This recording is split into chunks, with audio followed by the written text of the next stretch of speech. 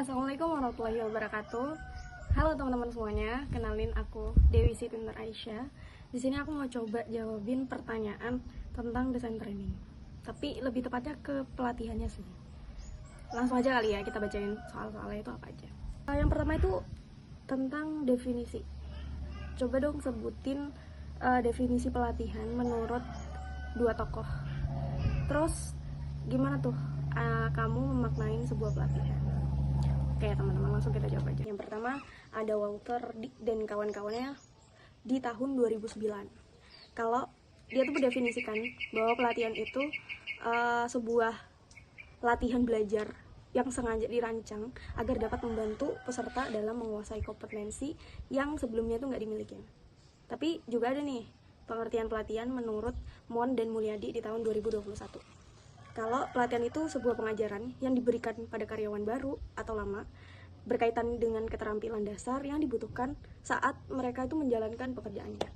Nah, prosesnya kita dapat pengetahuan, terus skill kita, keterampilan kita meningkat, terus membentuk tuh pola sikap kerja untuk persiapan kita ke depannya nanti. Nah, kalau memaknai pelatihan dengan cara yang positif nih, bisa banget membantu individu itu dalam mencapai tujuan pribadi dan profesional mereka gitu.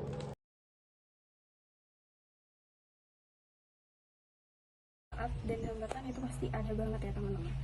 Jadi kita mulai dari manfaat kali ya. Oh ya teman-teman, aku minta maaf banget kalau misal nanti ada suara-suara yang nih contohnya ya gitu. Mohon dihiraukan. Oke. Kita masuk ke manfaat. Nah, manfaatnya sendiri itu bagi individu yang melakukan sebuah pelatihan, yang mengikuti sebuah pelatihan, itu yang pasti yang paling utama itu adalah meningkat kompetensinya. Jadi setiap SDM yang mengikuti pelatihan itu harapannya keterampilannya itu bisa meningkat. Jadi melakukan sebuah tugas itu lebih efektif. Yang kedua, produktivitasnya meningkat.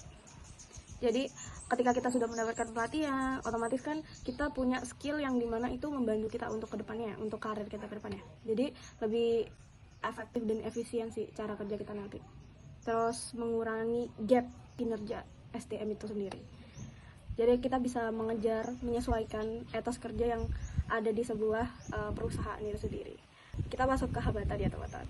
Nah, hambatan ini nggak luput ya teman-teman, pasti ada. Pertama nih, kadang tuh ya pelatihannya itu kurangnya ada dukungan manajemen. Jadi tanpa ada dukungannya manajemen yang kuat, jadi kayak program pelatihan itu mungkin mendapatkan sumber daya yang mencukup gitu kan. Keterbatasan anggaran itu benar banget sih teman-teman. Kadang tuh kita mengharapkannya kan bisa sangat seksama ya mengikuti pelatihan itu, tapi kadang ada aja di pelatihan itu sesuatu hal kekurangan yang ada, entah itu dari bahan pelatihannya, dari kondisi situasi saat itu, kualitas materi pelatihannya. Nah, kadang tuh materi pelatihannya tuh kurang relevan dan nggak sesuai dengan kebutuhan karyawannya. Maka pelatihan tersebut itu juga dinilai nggak efektif gitu ya.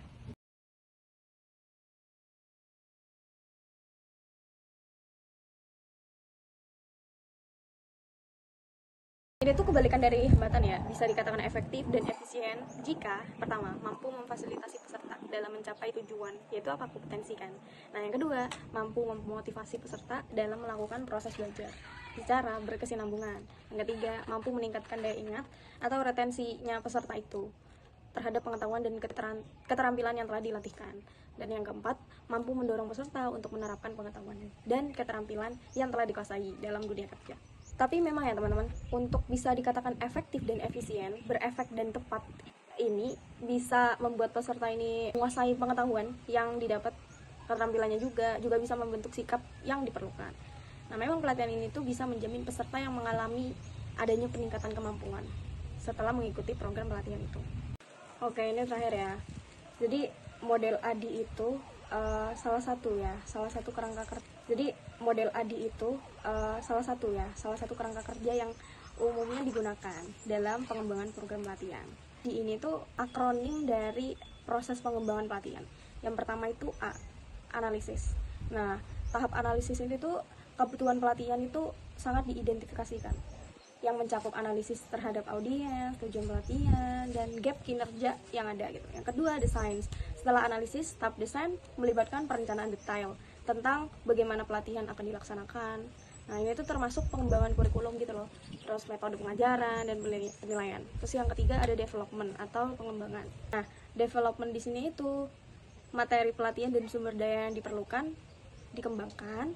Nah, ini bisa mencakup pembuatan modul, alat bantu ajar, dan konten ya, konten multimedia biasanya.